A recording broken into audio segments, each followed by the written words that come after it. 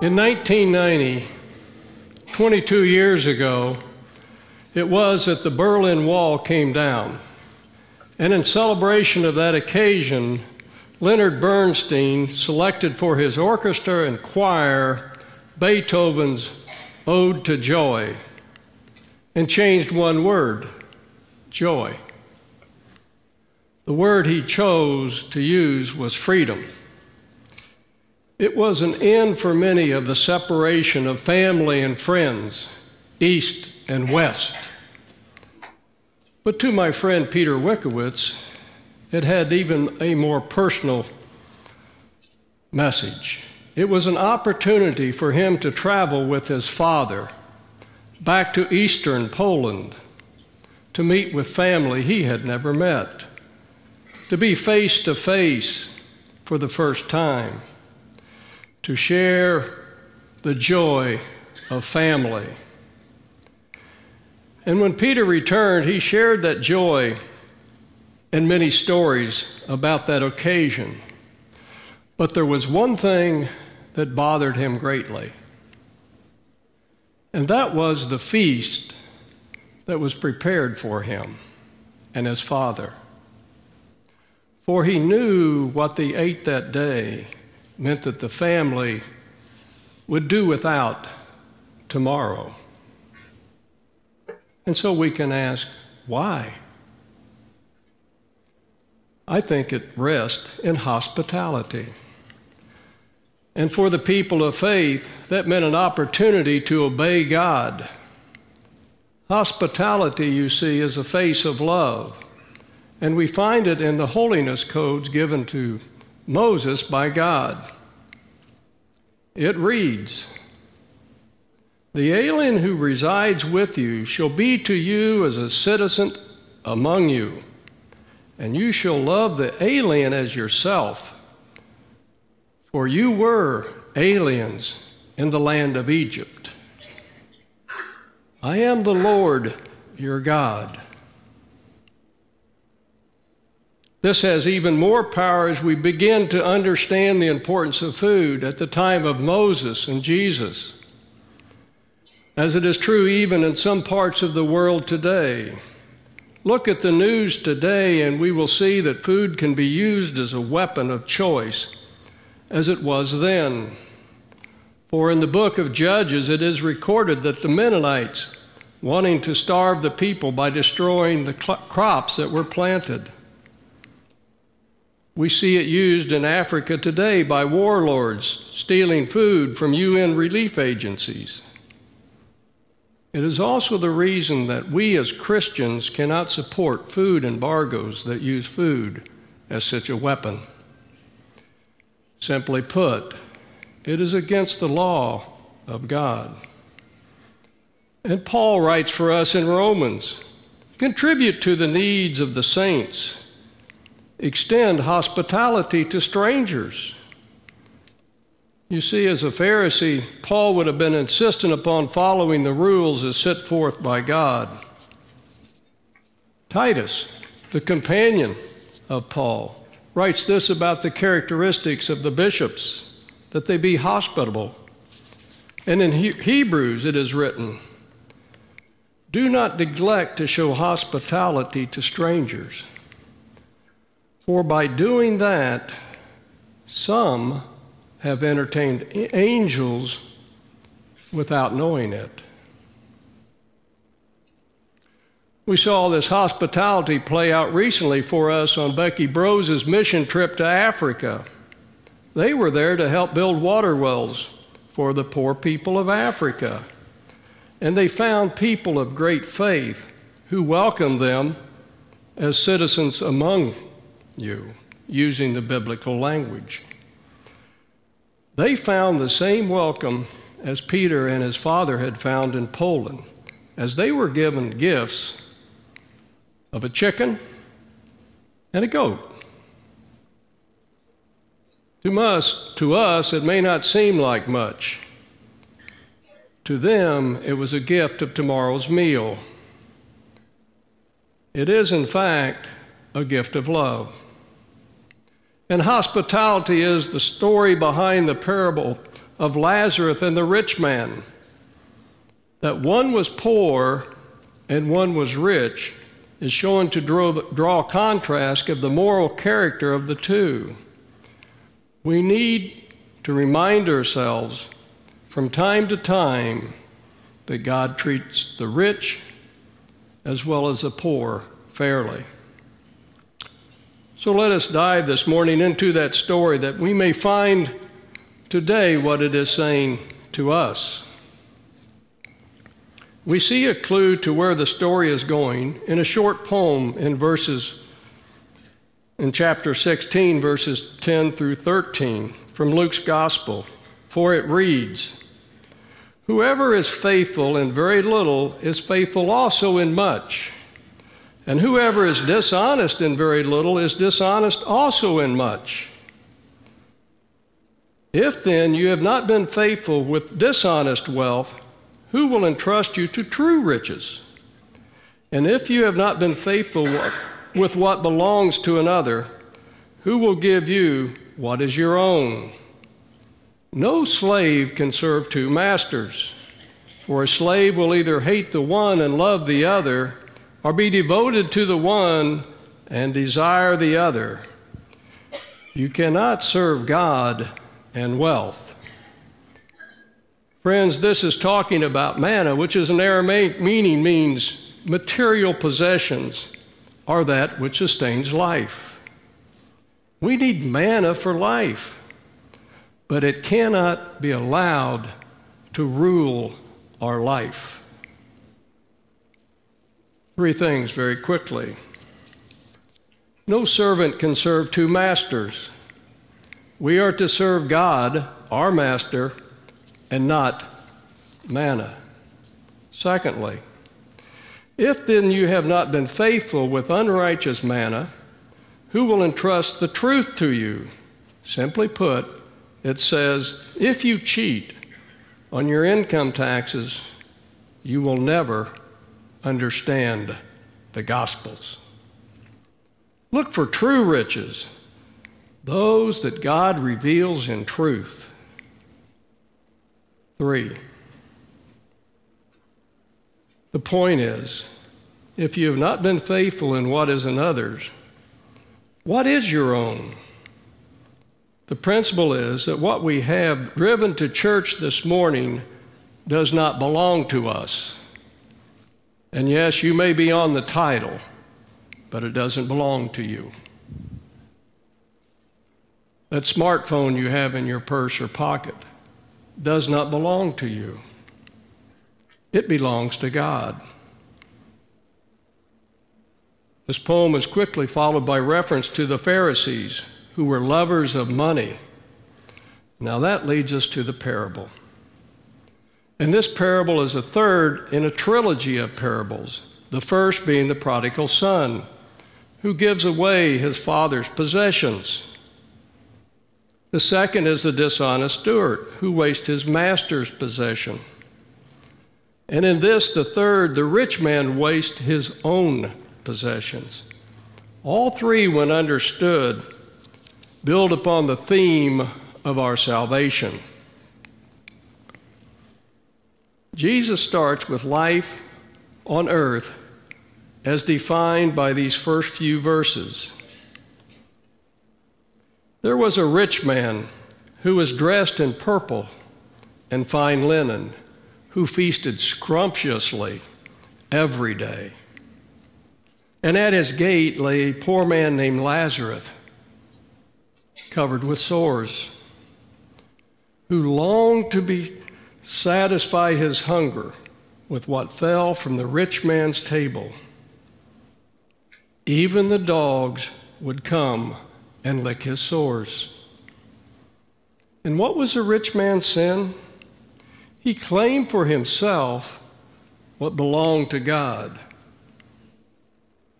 Not only that he flaunted it in front of everyone, including this poor beggar, Jesus goes to great lengths describing not only this rich and expensive purple robe, but also his underwear.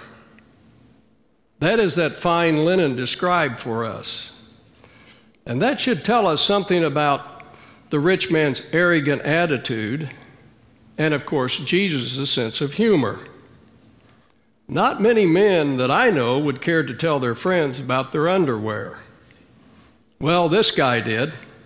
He liked people to pay homage to him and honor him for all that he had, including his underwear.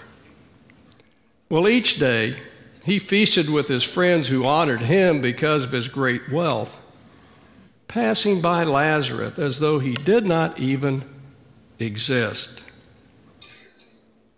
Most likely, he thought Lazarus was being punished by God for being poor or sick, hurting or hungry. Or perhaps he thought God was rewarding them for being so smart and wise that he gave them a greater piece of the pie. They had, after all, more toys to play with. Yes, the listener would wonder too. Lazarus, after all, means the one God helps. Would appear if that is who is God's helping, most of us would turn down that help. After all, who among us wishes to lay at our neighbor's doorstep, begging and eating dog food that fell from their table? Jesus, we could say, picked strange people to love. Lazarus, the poor beggar, who would spend his life on earth laying at the doorstep of the one person who could extend a helping hand and not even feel the effect upon his lifestyle. Who cared? The dogs, for they licked his sores. Now, these are not the type of dogs that we would take Saturday morning to the salon. These are guard dogs, and most likely would have had chains that said, "Keep away. We are very, very mean dogs." Jesus, through the parables, has a way of showing us where our help can come from. The rich man and his friends refused, so Jesus shows us that the dogs, yes, even the dogs, gave comfort to Lazarus. The dogs were able to relieve the pain of the sores by licking them. And our parish nurses would know the reason dogs lick themselves is that the saliva contains a peptide antibiotic.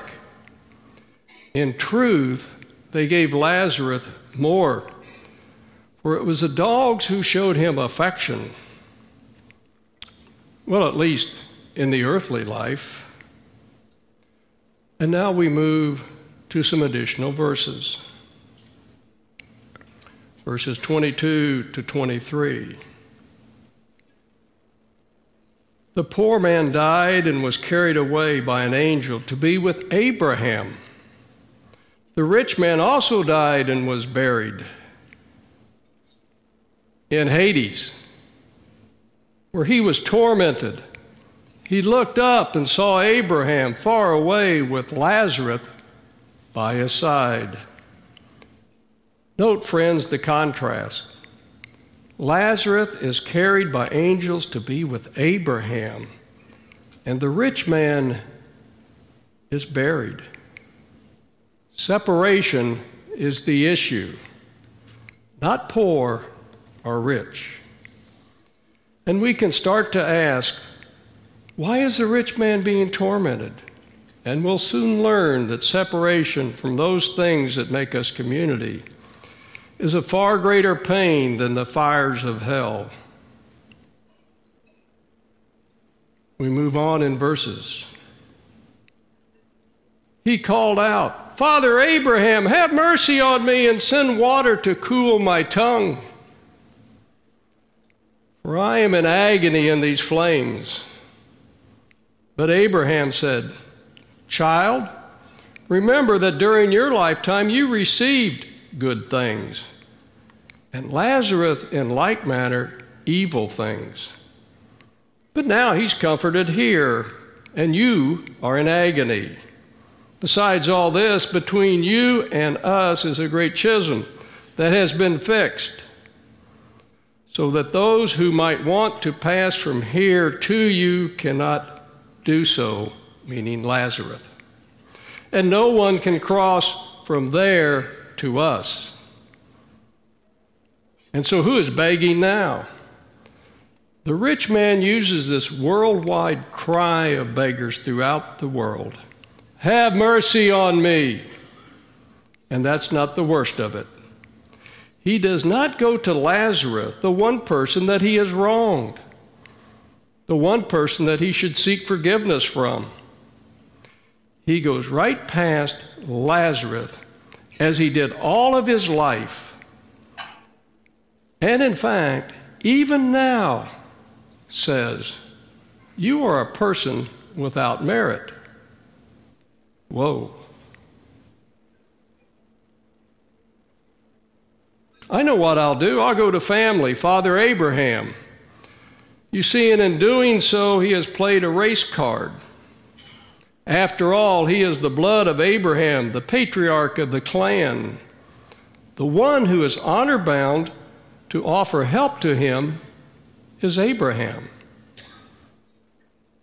Friends, this time it's not going to work. We would expect that the rich man would be embarrassed even talking to Abraham after the way he has treated Lazarus.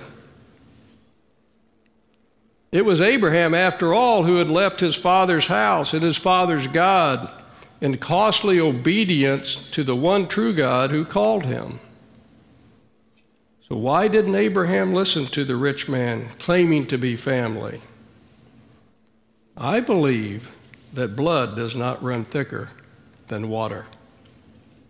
True faith does, and the rich man showed no signs of faith, for he did not follow God's law to show hospitality. He did not show the costly obedience to God like Abraham had done. He did not even show embarrassment in talking to Abraham after all he had done. Yes, the rich man's demand is unbelievable. When Lazarus was hurting and in pain, he was ignored. And now this rich man is in pain and something must be done immediately. Instead of apologizing to Lazarus, he is demanding to be served by the very person that he has wronged. Well, Abraham sees through this and refuses to send Lazarus down to Hades. You see, it is Lazarus who now holds the power, reclining beside this father of faith, Abraham. And how does he respond by being treated like garbage when asked to relieve the pain of the one person who caused his suffering? We might expect him to explode in rage, but he is quiet. This gentle, long-suffering man has no reserve for anger, ready to explode. No reflection on retaliation in his waking hours of the night, and no score to settle. The hero of this story, Lazarus, is a model of the mercy described by Jesus when Jesus says, "But love your enemies and do good and lend, expecting nothing in return, for your reward will be great, and you will be the sons of the Most High, for he is kind to the ungrateful and the selfless. Be merciful even as your Father is merciful." Well, it seems like in the closing verses of this parable, the rich man does have a reflection. He seems to be concerned for his 5 brothers who are still residing on earth, or so it seems. A little arithmetic. Had the rich man counted his brothers as family, We have 6. Symbolically, that is a sign, a number for evil. Interesting. Had he shown hospitality to Lazarus, had he included Lazarus as a brother and sister in Christ, we would have 7. Friends, that is a sign of perfection. So Abraham makes known to the rich man that his brothers and us, by extension, have an opportunity to listen while we are on earth. And may we remind ourselves of how the prayers of the prophet would begin. Hear, O Israel. So we can ask today and tomorrow, are we ready to give our goats and chickens away for neighbors and strangers? Hear, O North Lake. May the gospel speak to you today, tomorrow, and always. Amen.